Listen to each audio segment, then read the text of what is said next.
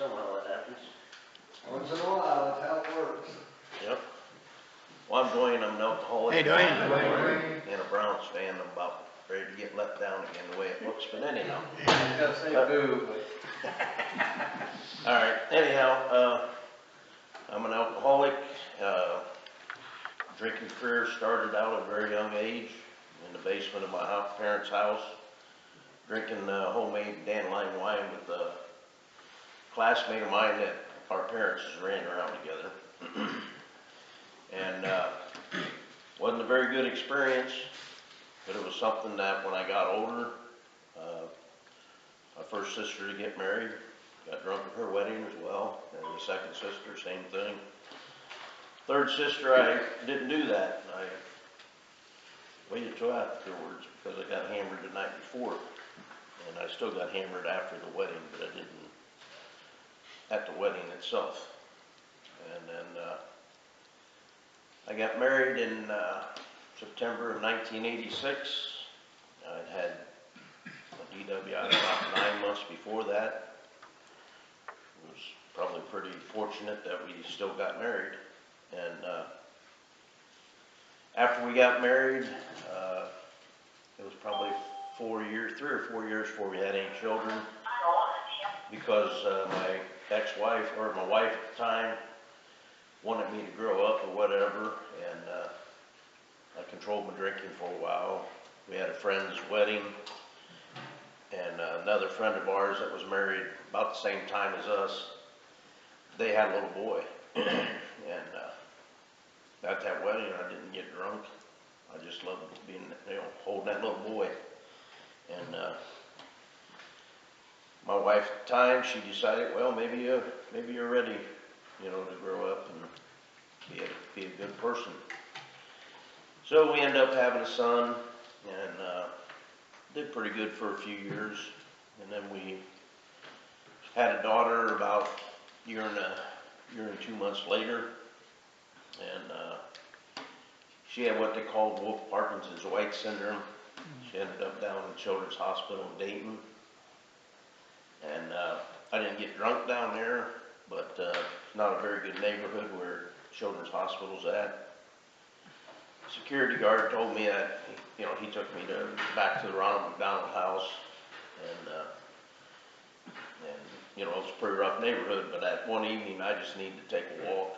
I had to get out of that place, and I had seen a bar sign, or a bar, when we went there on, I think it was Saturday night or whatever it was. So I decided I was going to take a walk and maybe check that bar out. When I got down close to that bar, and it was a pretty scary neighborhood, and I ended up running because there were some guys outside the bar.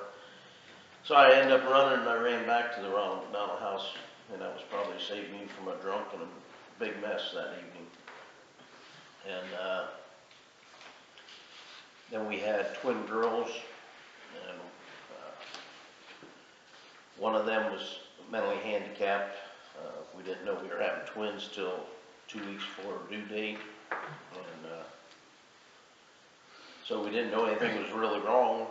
But when they were born, Emily was 8 pounds 5 ounces or something like that, and Beth just kind of fell out after Emily was there, because she was only like right at 5 pounds. And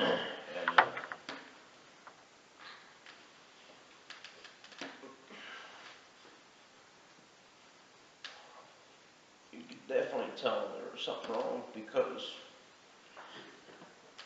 when she cried, she sounded like a cat, and that really freaked me out.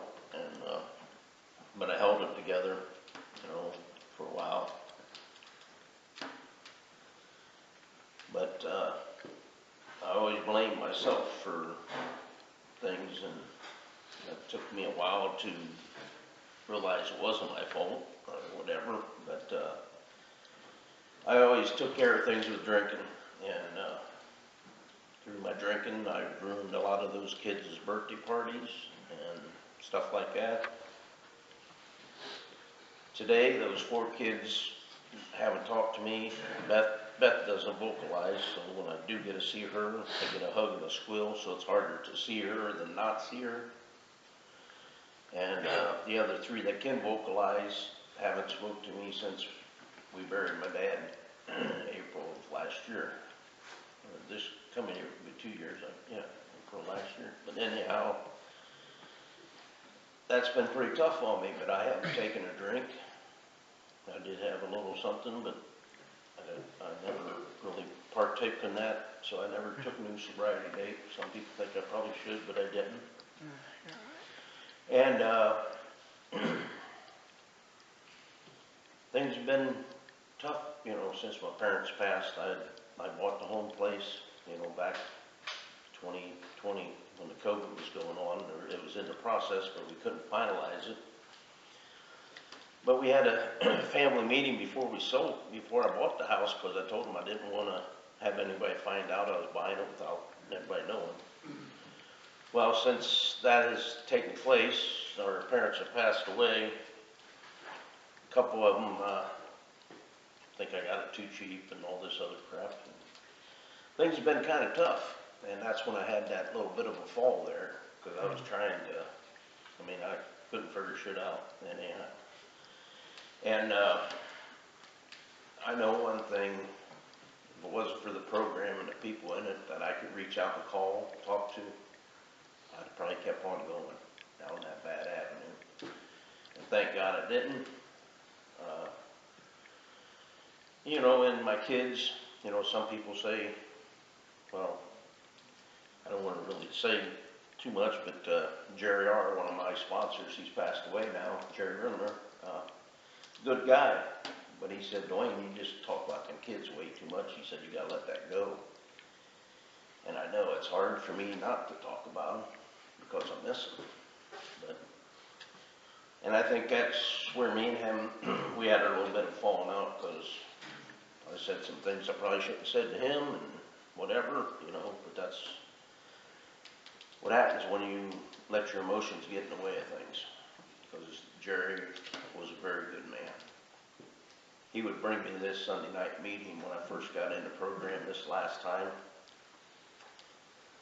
And he'd call and say, yep, we're heading to the meeting tonight. And he said, I'm riding a bike. And at this point, I didn't have a bike yet.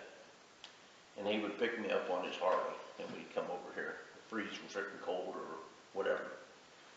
So I had a lot of fun with Jerry, and now I have a bike of my own. Friday night I rode it because I just got released to be full duty at work and stuff, and I thought, hell, if my shoulder's good enough for that, I'm going to ride my bike, because I haven't been able to ride it all summer. And I was going to ride it here tonight, but it was pretty darn windy earlier, and of course my Browns were on the radio, and I listened to that over here, and they lost their neck. But anyhow, you know, you got to reach out to people in this program if you're having trouble, and that's one thing I've never been good at, you know, but I've gotten a lot better at it. Gary T's my other sponsor, and he's a heck of a good guy. He's helped me a hell of a bunch too in this program. Because when I needed a place to live, he had an apartment upstairs above his house, and I moved in there, and that helped me get on my feet. And then somewhere in this whole journey, I've taken a bike ride out west, and my cousin lives in Ogallala, Nebraska, or Grant, Nebraska. And when I was out there visiting, he said, man, it sounds like you don't have a whole lot of communication with your kids and stuff. He said, you love it out here, and I did. The trip was awesome. And he said, well, hell, why don't you just move out here? You can help me for a while until you get a good job, or until you land a job. So 6 months later, that's what I did. I went out to Nebraska after I saved up some money so I could get myself out there. And things were going pretty good. Then my dad had brain tumor surgery, and I'd just gotten out there and got my job about a month after being out there, and that brain tumor came, and he didn't want me to come home because I just got this job out there, so I didn't come home. month and a half later, he had an infection in his incision. So I came home for the surgery, emergency surgery. Stayed home a week, and he said, I'm fine. You like it out there, and you got a job to do, to go back to, so get your butt back out there. So that's what I did. And came home for Christmas. And he wasn't where he should have been. You know, he always sounded good on the phone, you know. And I said, man, I can't be that far away. Mom said, well, he's a handful. It was hard for her too. So I moved back home, and that's when I proceeded with working at Moeller Trucking, where I met Steve Burkmeyer, Steve B, good guy. A lot of you guys know him. And Moeller Trucking was a good place to be. But I was out on the road 3 or 4 days at a time, and it was hard on Mom because she needed more. She needed some time for herself as well. So I took a job where I was home every day, and that was great. Still is a good job. And then my mom, one night I came home from work, and she was having headaches and not sleeping, which, hell, I didn't even notice anything. I lived with them, but. And we took her to the hospital emergency room that evening when I got home. And they found out she had a brain tumor, and it was inoperable. And that's where it went, you know. But I didn't drink through any of that, as tough as that was, you know. But after they passed and dealt with family and situations, you know, things, you know, got a little hairy for a while. And with my job, I don't make a lot of meetings, and I know I felt pretty good because Friday night I gave a lady cold water. Last night we went to Fort Wayne, heard a heck of a good one out there. And I had this lead ding up on my phone this morning. I'm like, oh man, I knew I had it, but I wasn't know for sure when it was, but because I lost my little calendar in my phone. If anybody knows how to get a calendar back on your phone, help me out. But anyhow, that dinged in, and I was like, darn, this is. So I'm here tonight for that. And that's one thing. When I first was in this program at 33 years of age, and didn't think I was an alcoholic because I didn't get drunk every day, didn't lose jobs, and so on and so forth. Gary too was my sponsor, and Larry Goffney, and he was a member here at Ft Recovery. And he asked me to give a lead when I was in here for 33 years of age to save my life, my job, and my family. And at that time I was able to do that. And but when he asked me to give a lead, I said, yeah, I'll give you a lead. Damn well knowing I wasn't coming here on the next Sunday night to give that lead, because nobody's going to know my story. My story is when I was a younger kid, I helped a person, or my 4-H advisor at the time, I helped him with his calves and cows at the fair. And his hired hand, I had to sleep in the back of the truck with him because he wanted to make damn sure I wasn't out drinking and carrying on and missing milking in the morning. And that gentleman was following me, and I was sleeping, and I woke up and I ran from that pickup truck to the grandstand at the Mercer County Fairgrounds, and I never told anybody. I was going to take that to the grave with me. But one thing about this program, you got to be honest, and you know, after I was here this last time at 48 years of age, I heard a gentleman give a lead, and he told about how he was molested. So I wasn't unique, and I wasn't, you know, I had to tell that. And that was a tough thing for me to let go of. And I got a friend in high school that passed away, and I blamed my friends for him passing away because I was pretty involved with our girlfriend at the time, wife-to-be, and they kept him out too late, and he died of carbon monoxide poisoning in his girlfriend's garage. And he was like a brother to me, and that's where my drinking took off that time, you know. And that's why I had that DWI 9 months before my marriage, because I couldn't deal with him being gone. But that's the way life is. And not having any brothers, he was my brother, and we double dated. We did had a lot of good times together. But that's another thing where drinking never brought him back. Drinking never made Beth change. You know, never made anything go away and get better. And that's one thing, if you're here and you're thinking about drinking, get yourself to a meeting. If you don't have a sponsor, get one. Call him, talk to him. Because if you don't, you'll be drunk, dead, or high. And that's nowhere you want to go. I don't want to go there anymore. Even though I had a little hiccup there a while back, but whatever, you know, that was my choice to do that at that time. You know, it scared the shit out of me. And I swore to God I'd never do it again. And that's why I'm at meetings as much as I can make them.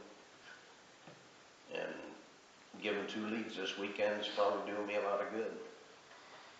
Because Friday night when I walked in, Steve says, "Can you give me a lead?" And I'm like, yeah, I guess. Because you know, when you ask to do something in the program, you're supposed to say yes. And if I had said yes, or I said yes when I was 33, had I maybe not been ashamed or whatever the hell it was, at 33 years of age, if I'd have gave that lead, you know, maybe I'd have never lost the jobs, the marriage, and 4 kids. But from 33 to 48, I put them people through hell. And she's a good wife, good ex-wife. She's good to my children. And I just hope and pray that my children someday will see that I'm a different person. Yeah. But that ain't happened yet. That's on God's time, not my time.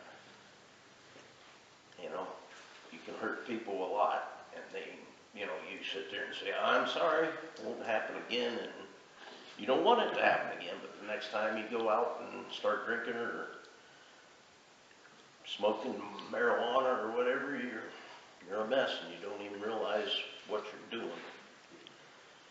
And you're not going to do it again, and then you do it again. I was real damn good at that. So that's why I got to realize and pray on it and hope that those kids will see a changed person. But one of them lives in Columbus, one lives in Dayton, the other one lives in Indianapolis. So they're not real close around to see any change, really. And that's part of life, too. I keep reaching out to them occasionally by a voicemail or text. Hopefully one day they'll read it and call or respond, but hasn't happened yet, but I ain't going to give up. Yeah. Because if I quit doing that and I sit there and say, "The hell with it, I'm going to get drunk," they'll never come back.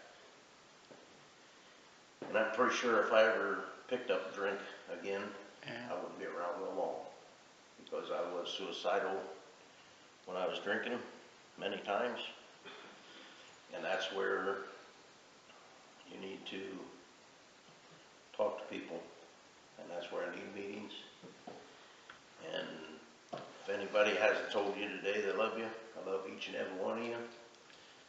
Congratulations to the token takers, Fred and Ted. And it's just one day at a time. I mean, Gary T's a heck of a good sponsor. He's got 50-some years in. Jerry R. was a heck of a good sponsor. He had 30-some years in. And they always both said, just one day at a time. I'm no better than anybody here, because one day is all we got. And I got something I wanted to read that a gentleman, Raymond,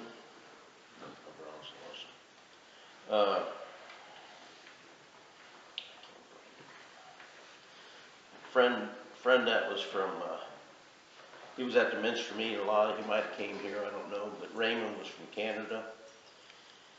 And me and him had a lot of talks. He wasn't my sponsor, but we talked a lot. And I would pick him up. When I lived in Coldwater, I'd drive to Greenville and pick him up and bring him to here and the Minster meeting. As a matter of fact, one Sunday we went from the Minster 3 o'clock meeting, went out to eat, and we came here. Then we went back to Greenville, and we had to go to Bob Evans because he said, you deserve a piece of pie. So he was a heck of a good guy. But he said, he gave me this reading. It says, remind me, God, dear God, when I am lonely and perhaps feel despair, let not my ailing heart forget that you hear every prayer. Remind me that no matter what I do or fail to do, there still is hope for me as long as I have faith in you. Let not my eyes be blinded by some folly I committed, but help me to regret my wrong and to make up for it. Inspire me to put my fears upon a hidden shelf, and in the future never to be sorry for myself. Give me the restful sleep I need before another dawn, and bless me in the morning with the courage to go on. And that's all I got. Thanks. Thanks, Duane.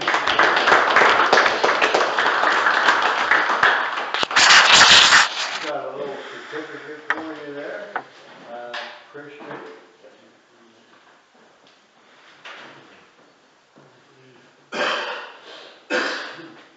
I'm Kevin, I'm an alcoholic. And yeah, thanks, Duane. I know that was kind of two things there in a short period of time, but yeah, actually a very good lead both times. And I've heard you several times over the years, and you know, so you know, I've heard your story before, but very good lead there. And you know, I can relate a little bit. My two oldest kids, I don't have a close relationship with them today. I speak to them a couple times, and it's not there, you know, where I kind of wish it was. But you know, I feel the same way. I pray about that every day, and you know, and maybe someday that will change. You know that. So, but yeah, you know, I know. Sometimes, you know, we go through some pretty tough stuff, and, you know, it is, but what I've found is that I do not want to go through anything to come or anything, and all the things that I've been through. I'm glad I had Alcoholics Anonymous on by my side. Yeah. Because I don't know if I would have made it through all the time, but you know, I feel with Alcoholics Anonymous by my side, I've got a good chance of making it. So thanks again. Ted, congratulations on your token, and Fred, congratulations on your token. And it's customary to pass it around. We got a few minutes here. Anybody like to make a comment? Now, since I'm here, I'm Tom, alcoholic. I want to thank you, Duane. That was a good lead. I had something like that happen to me when a neighbor and an employee of my dad's, he molested me. He got me into the garage, and it's just a mess. trying to deal with that, and I finally did. I had to get sober. I had to deal with it for like 25 years, and then I finally let it go, and it's okay now. In like 15 years. That's all. Thanks. Thanks, Tom. Thanks, Tom. I'm Andrew, recovering alcoholic. Hey, Andrew. I want to thank you, Duane. I just thank you for coming and sharing with us. And I just appreciate listening to leads. And, I want to thank the token takers and just take that and keep on till you get your next. Seems like it. Every time you get one, it seems to amount to something. Helps you. I'll pass. Thanks, Andrew. I'm out, I'm an alcoholic. Yeah. Well, first off, congratulations again, Fred and Ted. And you have to remember, it's just one day, you know, it's not worth coming out and celebrating. You know, I about did that at 8 months. I'm like, you going to have lunch, you can have a drink. It's not worth it. So, and Wayne, you are a lot stronger than what the heck you look. For what you went through and everything, and you still hold your head up. Been a good friend for me. Got to know you quite a bit this summer, you know, because you had a bad wing there for a while, so I was calling you off the meetings when we could. It's just a pleasure to be your friend. Thanks, Al. Thanks, Al.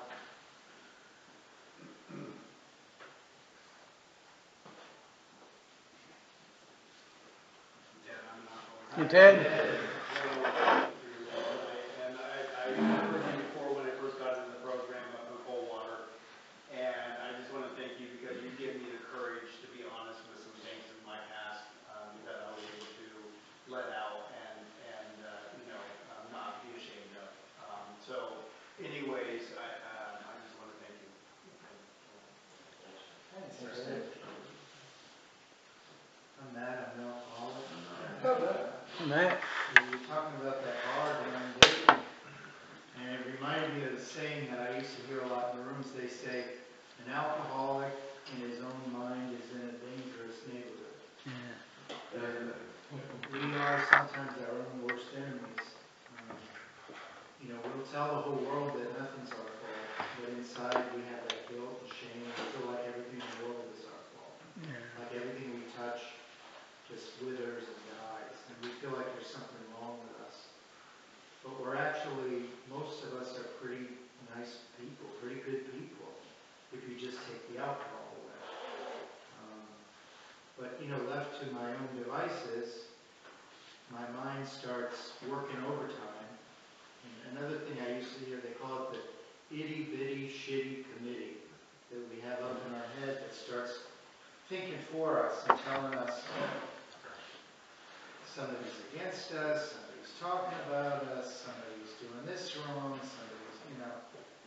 when we're left to ourselves, sometimes our minds start playing tricks on us because we're alcoholics. I don't know if it's our disease that makes us think that way. I know my disease would like me drinking, drunk, the way I used to be.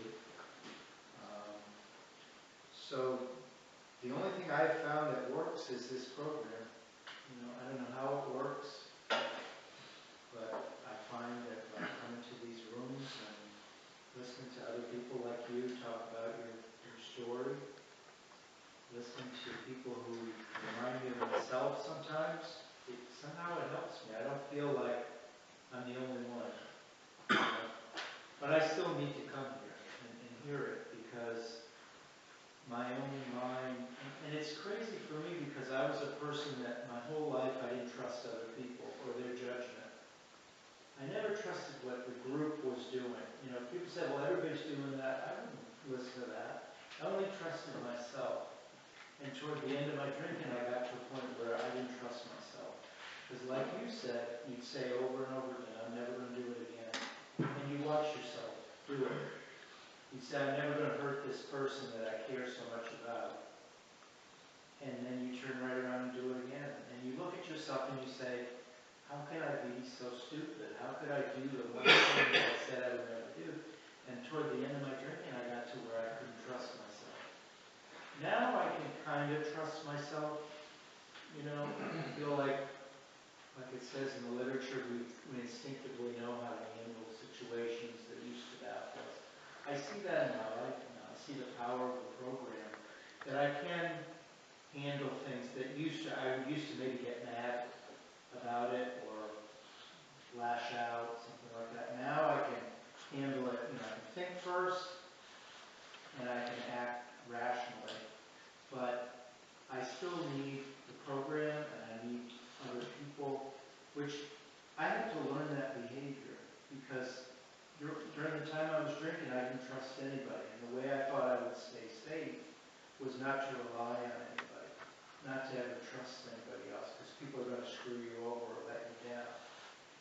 So that was a big change for me in this program, to learn how to go against that instinct to not let anybody in. I'll be safe if I just stay in this fortress by myself. And I learned that in this program I have to go against that. And I have to be vulnerable. And I have to talk about my feelings. And I have to talk about what I went through. And that's the only way I can keep what I got. What was freely given to me when I got to this program. But I have to do the work to keep it. So, thanks for giving your lead. I know it probably wasn't easy to go through all that stuff. I hope you find all the miracles of the program, because it's a great program. Thanks for giving your lead. Thanks to the token takers. Congratulations. And that's all I got. Thanks, Matt. Thanks, Matt. I just want to say Hey, I'm Wes. going to be short too. Thank you. And one of the things about you that I didn't know, Me too. we all got things that are hard to talk about. And those are the things we got to talk about. People or dog. Sometimes it's not enough to talk about it here only. I've had a lot of help in seeing the same therapist for I think 6 years. And I don't know if I could be who I am right now without that. That was a lot. Continues to help me a lot. I'm on my case now. I'm back to, saw her the other day. I have to see her in another week. Well, you got work to do. I'm worried about you.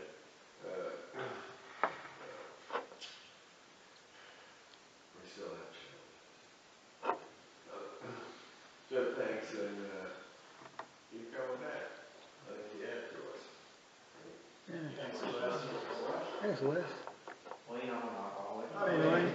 Well, I want to thank you for your lead. I wish I could say we first met in AA, but I didn't get here quite as soon as I should have been. But hey, we all have our time, I guess.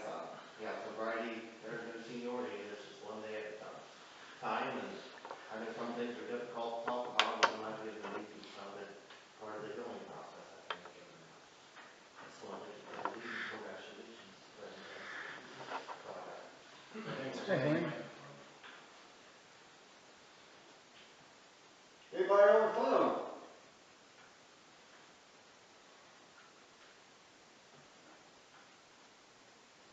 I'm Sharon, recovering alcoholic. Hey, Sharon. Duane, that was a good lead, thank you. Hello, and congratulations to the token takers. And Duane, like other people have said, it is difficult to talk about some of those things, but in this program we're able to have a whole lot of support, and that means the world. So, thanks for your lead. Take care. Thanks, Sharon. Thanks, Sharon.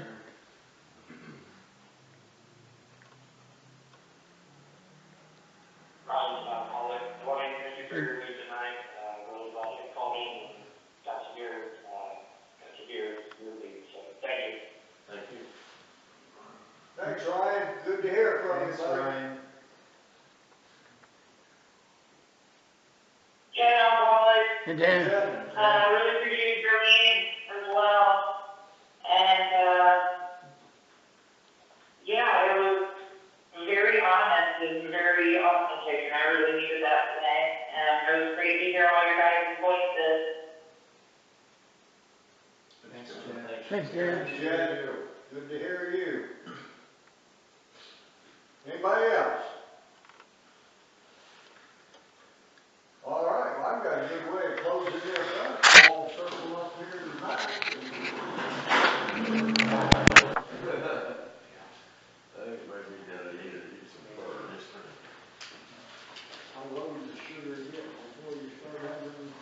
Well, it's more than I need for you to study, but. But if I spend up 40 before I go on. That's the one I heard. Just a little bit of that. I've never. I've had needs and that's no problem, but.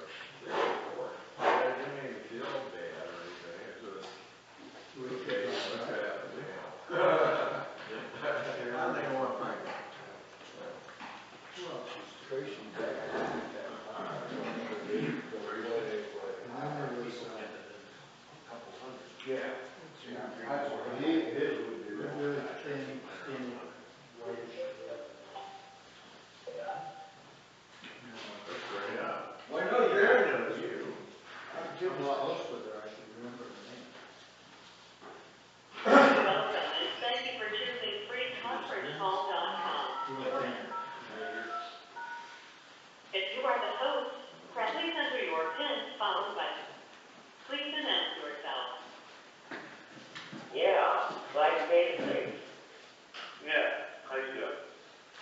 I'm doing great, thanks. You're broadcasting to the church. Okay.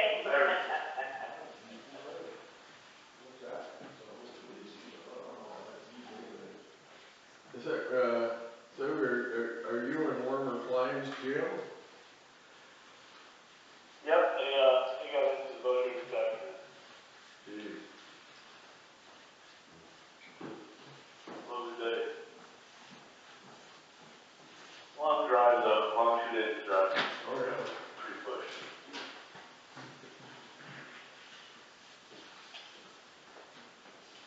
I don't know why you elected to avoid the master Read something, Tom? Sure. Anything you want there? What is this? Promises? I can read the phone. All right, you want to read something? I particularly like the theater of the apple. Hey, you want to read that one? Oh, Oh, yeah. I saw that girl in Denver, that was better.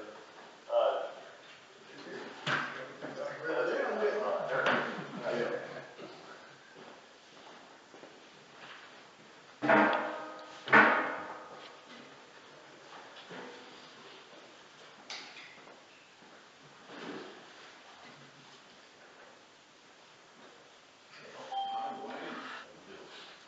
Doing good.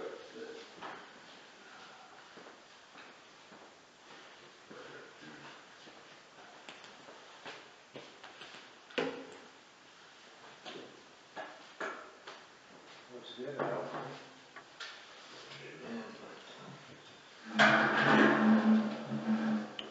Well, good evening, everybody. My name's Kevin, and I'm an alcoholic. Hey, Kevin. I'd like to welcome everyone to the Sunday night Fort Recovery meeting of Alcoholics Anonymous.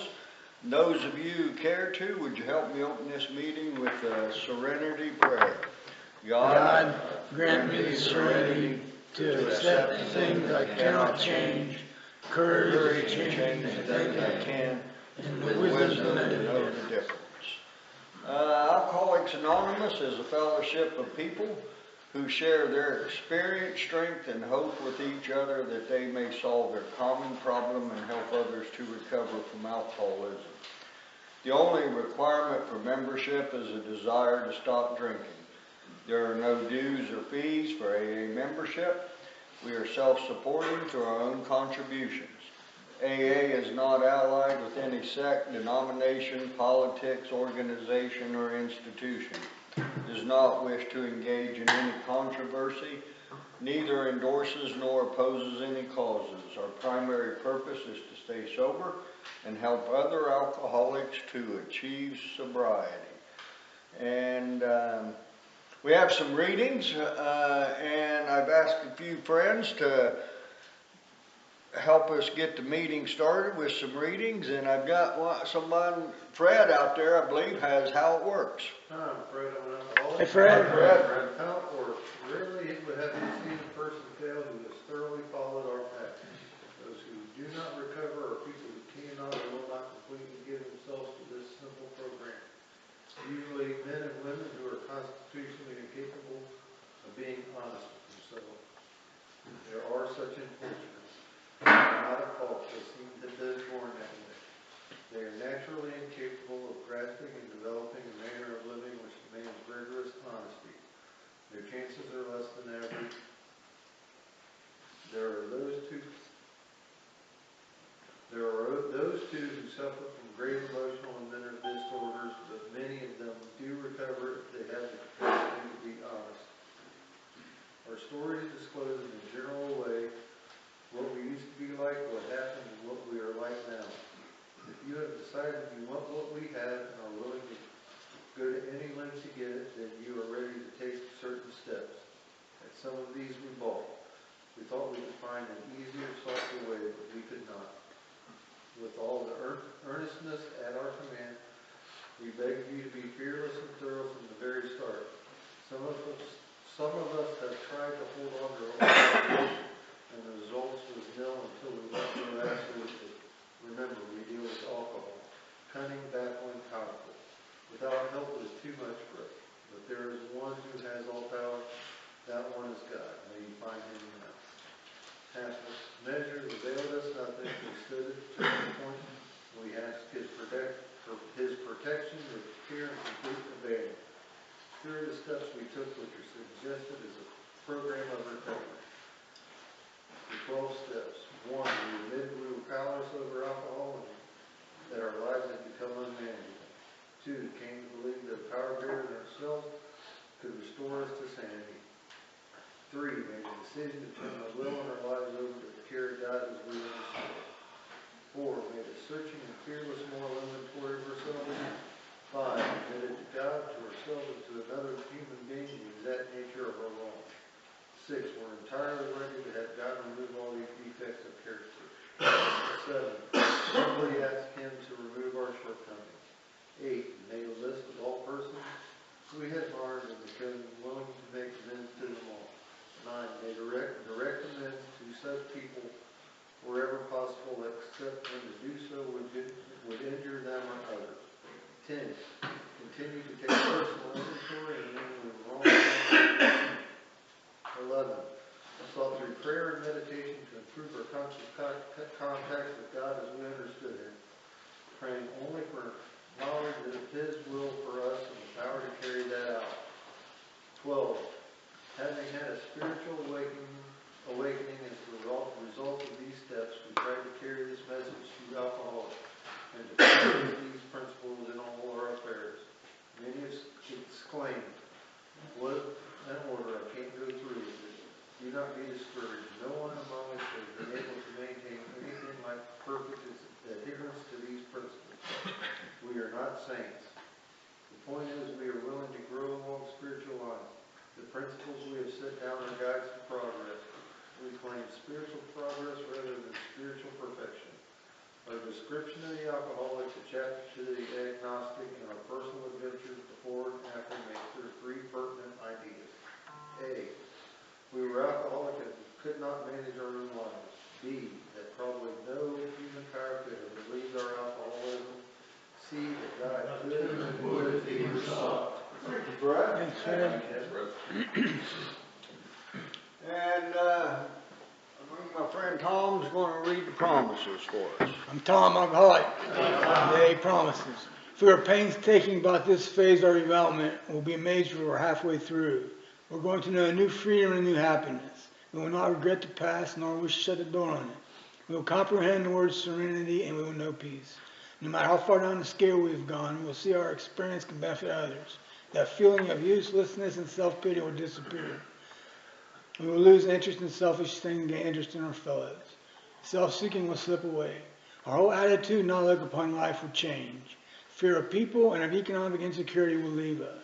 We will intuitively know how to handle situations that choose to baffle us. We will suddenly realize that God is doing for us what we cannot do for ourselves. Are these extravagant promises? No. They are being fulfilled among us, sometimes quickly, sometimes slowly. They will always materialize if we work for them. Tom? And Friend Chaz is going to read out a daily reflections. I'm Chad, the recovering addict. You're Chad. November 16th, a daily reprise. What we really have is a daily reprieve contingent on the maintenance of our spiritual condition. Alcoholics Anonymous, page 85. Maintaining my spiritual condition is like working out every day, planning for the marathon, swimming laps, jogging. It's staying in good shape spiritually, and that requires prayer and meditation. The single most important way for me to improve my conscious contact with a higher power is to pray and meditate. I am as powerless over alcohol as I am to turn back the waves of the sea. No human force had the power to overcome my alcoholism. Now I am able to breathe the air of joy, happiness, and wisdom. I have the power to love and react to events around me with the eyes of a faith in things that are not readily apparent. My daily reprieve means that no matter how difficult or painful things appear today, I can draw on the power of the program to stay liberated from my cunning, baffling, and powerful illness. Thanks, Chad. And my friend Andrew's going to read out of Bill Caesar. I'm Andrew, recovering alcoholic. Andrew.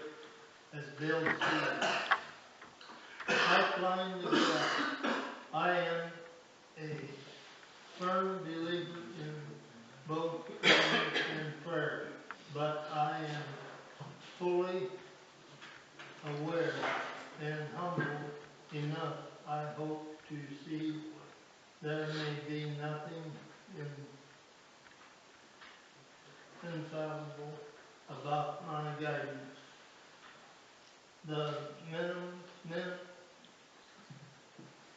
The minute I figure I have got a perfectly clear pipeline to God, I have become agnostical enough to get into real trouble. Nobody can cause more needless grief than a power divine who thinks he has got it straight from God. And Fred Ted, he's going to read out a daily or a 24-hour day. I'm Ted, I'm not. Hey, Ted. November 16th, AA thought of the day. I have rid most of my inner conflicts. I was always at war with myself. I was doing things that I did not want to do. I was waking up in strange places and wondering how I got there.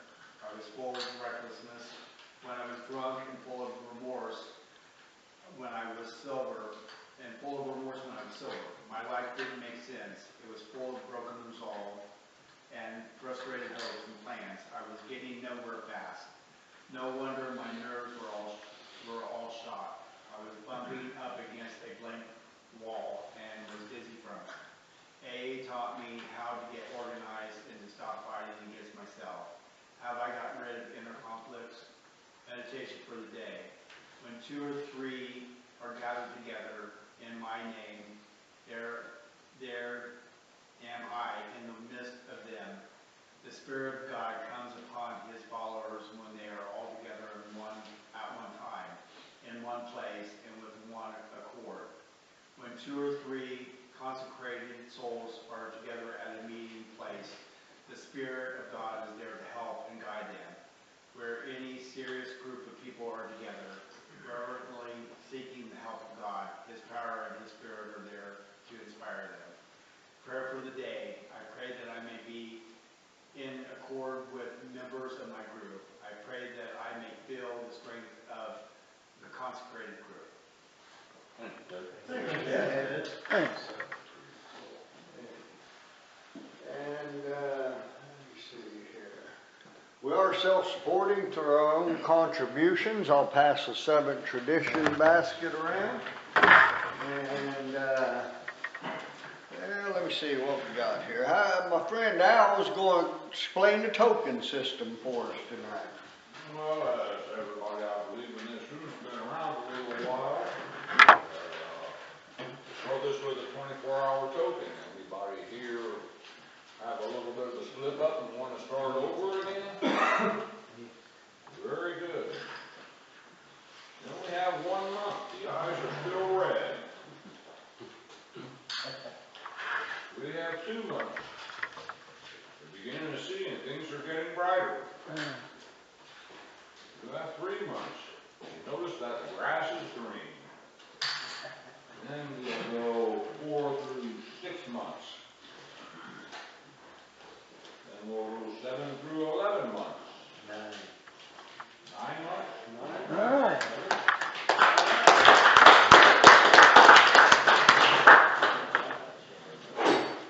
Thank you, buddy.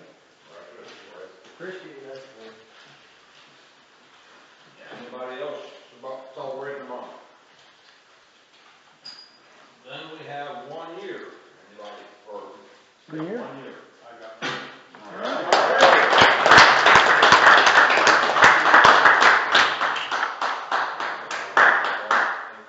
Congratulations. How'd you do it? How'd you do it? 1 day at a time. Yeah. Then we have 18 months. And a year thereafter, well, if you haven't had a drink or a drug today, give yourself a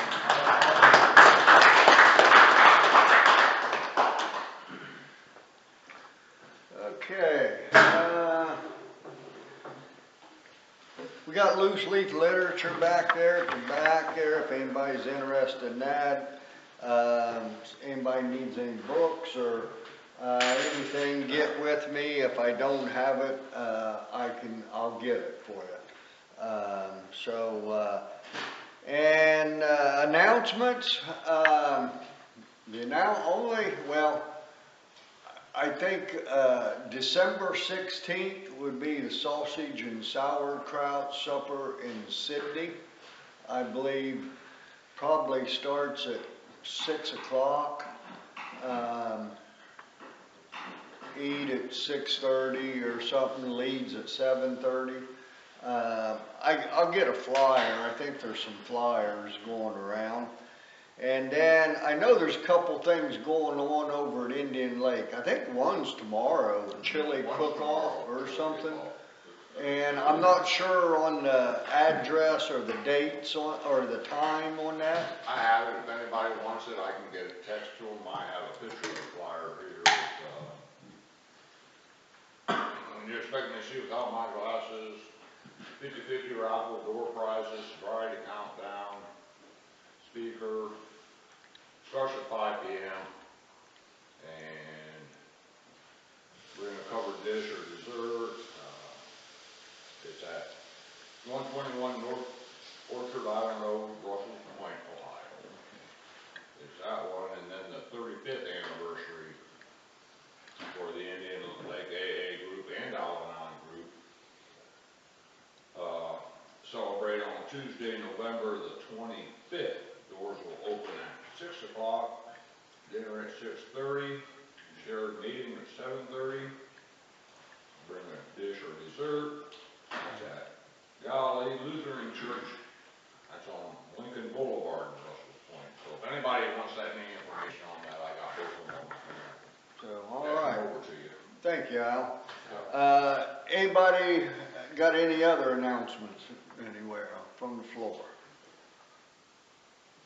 Okay. We've done that. How about if we introduce ourselves? We'll go around and introduce ourselves. I'm Kevin and I'm an alcoholic. Kevin, I'm Tom, alcoholic. Chad's recovering addict. Chad. Andrew, recovering Hey, Andrew. Andrew. Don, alcoholic. Hey, Don. I'm Fred, I'm an alcoholic. Hey, Fred. Eric Allen. Yeah. Dad's alcoholic. Jared. Jared alcoholic. Jared. Jared.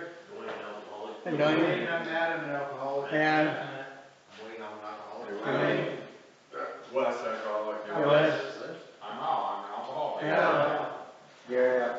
Gary. Who we got on the phone out there tonight? Hey, my dad is recovering Whoa, how about one at a time? Hey, Mike. I'm Sharon, recovering alcoholic. Sharon. Hey, Sharon, this is Jen. I'm an alcoholic. Hey, Jen. Hi, guys.